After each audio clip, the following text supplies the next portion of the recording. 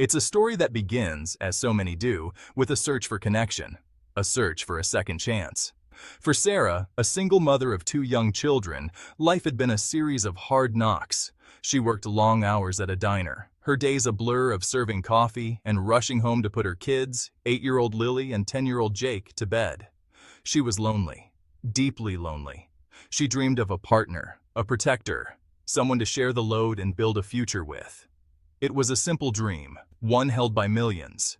But Sarah's path to that dream would take a turn, a dark and winding turn, into a world most of us only see on television. A world of concrete walls and steel bars. Her journey began with a pen pal program. A friend had suggested it, a way to connect with someone without the pressures of dating. His name was Mark. His letters were eloquent, filled with remorse for his past and bright hopes for his future. He was serving time, he explained, for a mistake he made long ago.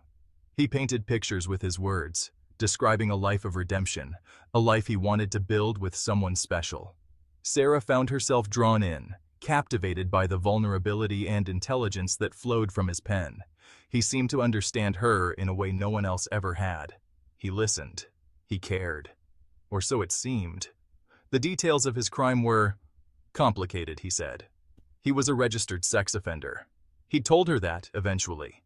But he framed it as a youthful indiscretion, a situation blown out of proportion.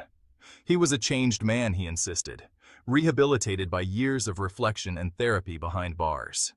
Sarah, armed with an unshakable belief in the good of people, chose to believe him. She saw not a monster, but a man who had paid his debt to society and deserved another chance. She saw a future father for her children. Their bond deepened through phone calls, his voice a steady comfort in her chaotic life. And so, in a small, sterile room with a guard as a witness, Sarah married Mark. She wore a simple white dress, her heart swelling with a hope so powerful it eclipsed every doubt, every red flag. This was it, the beginning of their forever. She believed she was not just saving him, but saving herself and her small family. She was giving her children the father they never had, and herself the partner she always craved. It was a gamble, a massive roll of the dice. She was betting everything she had, her safety, her future, and the well-being of her children, on the promise of a man behind bars, a promise that would soon be tested in the most devastating way imaginable. The day Mark was released from prison felt like the start of a movie. The sun was bright, the air filled with the scent of new beginnings. Sarah drove to the prison gates, her hands trembling on the steering wheel, a mix of nervous energy and pure elation coursing through her. When he walked out, a free man, it was surreal. He was taller than she'd imagined, his embrace stronger. For the first time, he wasn't a voice on the phone or a figure behind glass. He was real. He was home. Lily and Jake, shy at first, clung to their mother's legs, peering up at this stranger who was now their stepfather. Mark, for his part, played the role of a devoted family man perfectly. He was patient and kind, his voice always gentle. He brought small gifts for the children, a model airplane for Jake, and a drawing set for Lily. He helped with homework, read bedtime stories, and praised Sarah's cooking. In those first few weeks, the house was filled with a sense of completeness it had never known. Laughter echoed in the hallways. Sarah would watch him playing catch with Jake in the backyard, a lump forming in her throat. This, she thought, was everything she had ever wanted. Her gamble was paying off. He was meticulous about following the rules of his parole. He checked in with his officer, attended his mandated therapy sessions, and found a steady job at a local warehouse. He seemed determined to prove to everyone, especially Sarah, that he was a reformed man. He talked endlessly about the future, about saving up for a bigger house, about family vacations they would one day take. He was building a fortress of normalcy around them, brick by careful brick. And Sarah, wanting so desperately for it to be real, helped him lay the foundation, never questioning the materials he was using. The community had its whispers, of course. A registered sex offender moving into the neighborhood was not something that went unnoticed. Some neighbors crossed the street, others offered polite but distant nods. Sarah defended him fiercely. He's paid his price, she would tell anyone who questioned her choice. Everyone deserves a second chance. She saw his presence not as a threat, but as a testament to the power of forgiveness and redemption. The world saw a label, a predator. She saw a husband and a father. It was a difference in perspective that would soon prove to be catastrophic. After the initial honeymoon period faded, a subtle shift began to occur. It wasn't one big event, but a series of small, unsettling moments that pricked at the edges of Sarah's perfect picture. It started with Mark's moods. The calm, patient man she had married could become sullen and withdrawn for no apparent reason. He would spend hours locked in the bedroom, emerging with a temper as short as a fuse. When Sarah would gently inquire what was wrong, he would lash out, accusing her of not trusting him, of seeing him as the prisoner he used to be. The accusations stung, and she would quickly back down, blaming herself for being too sensitive. Then came his relationship with the children. The easy, playful dynamic began to feel forced. There was an intensity in his focus, particularly on Lily, that started to make Sarah's stomach clench. He would insist on being the one to tuck her in at night, shooing Sarah out of the room. He'd buy her special gifts, little secrets just between the two of them. When Sarah mentioned it, he'd laugh it off. "I'm just trying to be a good dad," he'd say, making her feel foolish and paranoid. Jake, her son, started to become more withdrawn, spending more time in his room, his usual boisterous energy replaced by a quiet anxiety. Warning signs, in retrospect, were everywhere. Like the time Sarah came home early from work and found Mark on the family computer, hastily closing windows as she entered the room. He claimed he was looking for a new job, but his face was flushed, his hands shaking. A cold dread washed over her, a feeling she quickly suppressed. To confront him would be to admit that her dream was a lie. It would mean tearing down the family she had worked so hard to build. And so, she chose denial. It was a comfortable, familiar blanket, protecting her from the chilling truth that was beginning to seep through the floorboards. The tension in the house became a palpable thing, an unspoken guest at the dinner table. The laughter was gone, replaced by a strained silence.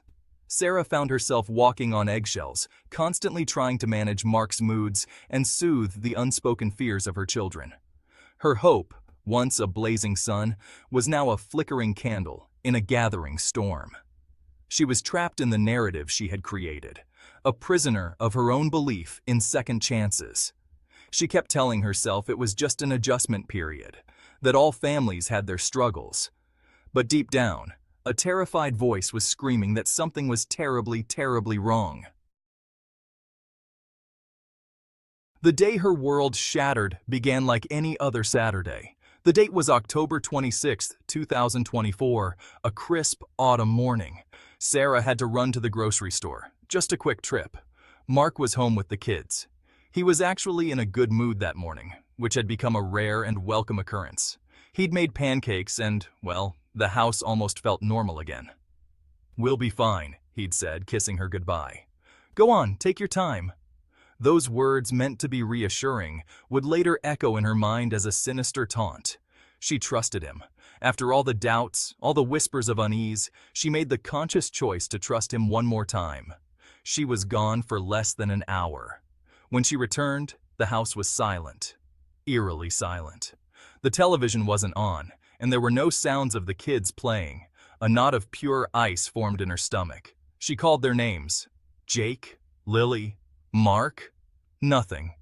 She walked down the hallway, her heart pounding against her ribs like a trapped bird. She pushed open the door to Lily's bedroom, and what she saw would be seared into her memory forever. The image, the scene, the violation. It broke something inside her, a fundamental belief in the world she had tried so desperately to construct. The details are a blur of horror and adrenaline. Her first instinct was pure, primal protection. She snatched Lily up, screaming at Mark, a man she no longer recognized. He was not the remorseful soul from the letters, not the doting stepfather. He was a monster wearing her husband's face. She grabbed Jake, who was huddled in his own room, pale and shaking, and ran. She didn't stop for shoes, for her purse, for anything. She just ran, her children in her arms, out of the house and into the street, screaming for help, screaming until her lungs burned. The dream was not just dead. It had become a waking nightmare. In the aftermath, Sitting in the cold, sterile environment of a police station, the weight of her choices crashed down on her. Every letter, every promise, every time she had defended him, it all played back in her mind like a horror film she had willingly directed. The police officers were gentle, but their questions were like daggers. Did you know about his prior convictions? Were there any warning signs? Yes, yes. The answer to every question was yes. She had known, she had seen, and she had ignored it all, blinded by a desperate, foolish hope. The guilt was a physical thing, a crushing weight that made it hard to breathe. Her love had not redeemed him. It had simply given him access to new victims, her children. The legal process was swift. Faced with irrefutable evidence, Mark was arrested, tried, and convicted. He was sent back to prison, this time for a much, much longer sentence.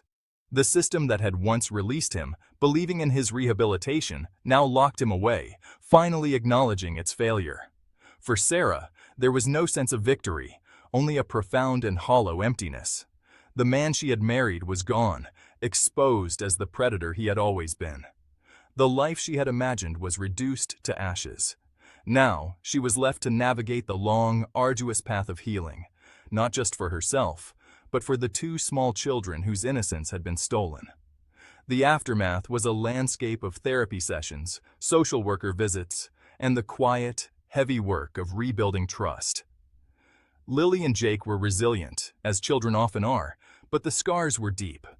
Nightmares plagued their sleep, and a fear of strangers, particularly men, clung to them. Sarah's regret was a constant companion, a ghost that whispered to her in the dead of night.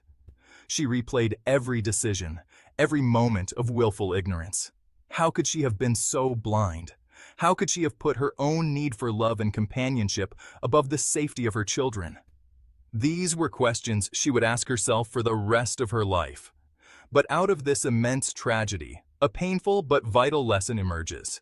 It's a lesson about the nature of trust and the danger of hope when it is untethered from reality. Sarah's story is a stark reminder that while people can and do change, some patterns of behavior are deeply ingrained.